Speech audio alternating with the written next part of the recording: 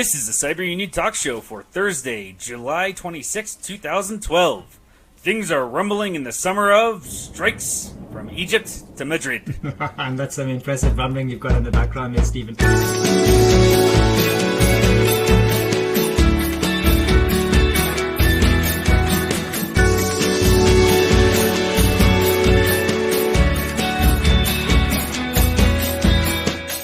Hello and welcome to Cyber Unions. I'm Walton in Glasgow, Scotland, and with me is Stephen in the thunder rumbling of Mexico City. We've got the great opportunity to record the show while there's a huge thunderstorm outside, which I would say is very common. Thunder here is much louder, so anybody there listening, if you hear thunder, that's me. That's some impressive sound effects. I like them. I think and totally apropos for the subject matter of today's show. This is true. But before we get to the subject matter, have you been up to anything interesting this week? Well, I've just literally 5 minutes ago walked in the door from playing my weekly game of five-a-side football. So It was enjoyable, but I'm achy-breaky right now and tired and stuff. So it's actually quite nice to sit down and do a podcast. Oh, nice. Well, that's soccer for our American listeners, just so they know. What have you been up to? It's actually, this week's gotten really busy really quickly. Somehow my schedule just got fully booked. But I had, I think I mentioned this last week that I'm going to be going to the World Social Forum in Brazil. Yes. And well, before going there's a lot that I need to get caught up on because my comrade Mallory from the May 1st organization, who I'll be going there with, is going to have a baby next month. So I need to pick up where she's letting go, and I need to get to know all these people. So I've had a number of conference calls and getting caught up to speed, as well as learning Drupal really quickly. And something that some people may be familiar with, Mailman. It's a email list software, and it's something that May 1st is used. And I've used it a number of times, but now I fully have to use it because I'm going to be managing a mailing list for about 2 months at least, and then obviously continuing all the way until I go to Brazil, which will be a lot of fun. And it's really cool to hear about a lot of the different activism that's going on. It's focusing a bit on the U.S. because part of it's coming from the U.S. Social Forum that happened in 2010. And there is a lot of discussion from there and a lot of outreach too.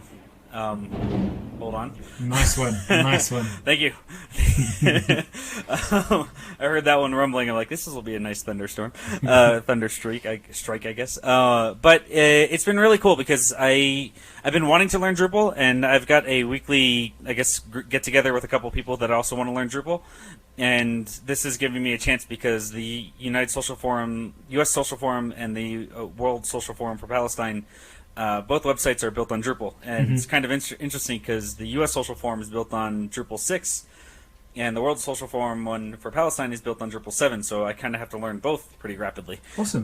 But yeah, it'll be fun. It'll be a lot of good stuff to learn about, and we're actually also going to be working on doing, I'm not sure if it's a panel or exactly the construct of what it's going to be, but one of the things in the tech-related thing that we're going to be doing when we do have the forum in November and stuff we're planning for is planning around security for journalism and activists. Okay. And it'll be really interesting because, like, even encrypting your hard drive can actually become a problem in one sense. Well, it's going to be interesting nonetheless because there is a tremendous amount of concern with security when it comes to going into the Middle East, where the computers, if it's encrypted, raises a flare, or red flag, so to speak. So it's really interesting to try to figure out how to deal with security and also not to raise red flags about what's going on. So Stephen, that workshop sounds really interesting, and you should record it, and maybe we should do a show on the same subject once you've done the research, because it sounds like something that would be really useful to a lot of people. But speaking of Palestine, some other interesting news from that region, which I think is really well worth thinking about, is the wave of strikes that have swept across Egypt. So just in the past few weeks, there's been a big strike wave in Egypt, centered initially around the industrial town of Mahala in the Nile Delta, and in particular a textile factory that is state-owned called Misr Textiles, where 24,000 people have been on strike for more than a week. Now, why the strike wave is interesting is because I think that the first sign of the Arab Spring was not Tunisia or Tahrir Square, but it was the birth of independent wildcat industrial action in Mahala in 2006. In Egypt, ever since 1957, trade unions have been controlled by the state, and so there's been no independent representation for working people. And as conditions worsened and the price of food went up, grassroots labor activists started to create their own structures and their own unions. And this erupted in 2006, and there's a massive wave of strikes between 2006 and 2008. And I think that was probably the basis for what later became the Arab Spring and the revolutions that swept across the Middle East. And for me, it has a really interesting historical echo, because in South Africa in 1973, there were wildcat strikes among dockers in Durban. And that was the birth of an independent labor movement in South Africa, which led ultimately to the defeat of apartheid. So what's happened now in Egypt is that this wave of strikes has erupted initially in Mahala, this Misr factory, but also at a ceramics factory called Cleopatra in Suez, where 12,000 workers are on strike, and that was baton charged and tear gassed by police. There's another textile factory in Mahala called Al Samoli, where a worker was killed by a gang of vigilantes, presumably in the employ of the company. And a bunch of other textile factories, I think 7 of them, have gone out in solidarity strike in Mahala, the Nile Delta, and also Alexandria. So why is this big wave of strikes hitting in Egypt? And it sounds like, well, what the workers themselves are saying is the next revolution will be a workers' revolution. They're saying that they made the revolution in Egypt that defeated Mubarak, and they're not seeing the benefit from it. They're not seeing the results, because what's happened is essentially bourgeois forces have taken over and control Egypt. As we know, there's an election recently. There was no credible candidates of the left or anyone standing for working class people. It was a choice between the military general and the Islamic Brotherhood candidate Morsi. According to the Egyptian unions, the Islamic Brotherhood is historically an anti-union organization. They believe in charity. They don't like the idea of working people getting together and organizing to create things for themselves. So really big, really important stuff happening in Egypt, and it sounds like it'll be round 2 of the Arab Spring starting in Egypt right now, and it's going to be a workers' revolution this time.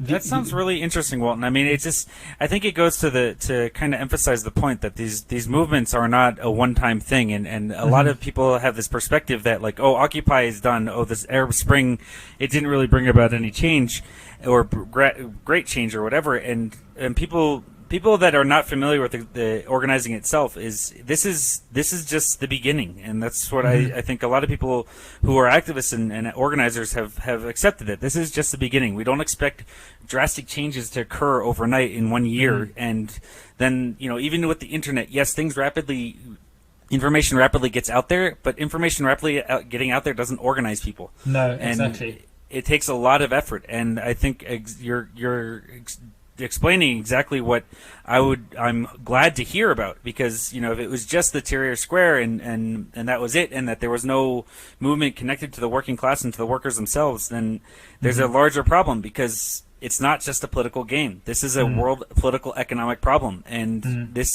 that means that we need to be looking at the economic situation just as much as we need to be looking at the political situation. But just looking at one or the other is not going to work. And what I think we're seeing there is exactly that, is the workers saying, well, this starts with us. This starts with the economic repression and oppression that's existing and has existed, even when there are unions that exist and are tear gassed, unfortunately, that are probably tear gassed by tear gases probably made in the USA. God damn it. Probably made in Israel, actually. You think so?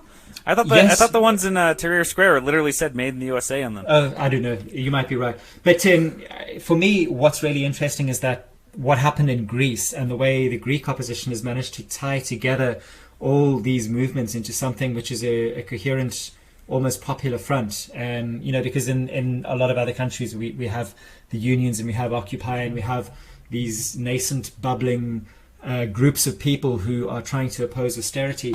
Greece is the only place I've seen where it's been consolidated into something which is seriously trying to contest power. And I'm speaking, of course, of Syriza, which is a broad coalition of, I guess you could say, the non-dogmatic far left. In other words, everyone who's not sectarian and wants to work together. So it's communists and socialists and Greens and feminists and basically everyone who's trying to build a better world. But they've essentially they've kept a really strong base among the unions who've taken action, among the people who are occupying Syntagma Square, and in the solidarity networks that have sprung up to deal with the worst effects of austerity. But they're also making a serious challenge for power, and they are seriously challenging the powers in Europe. And I think a big lesson there for the rest of the left is the need to form these broad coalitions. That's also something that happened in South Africa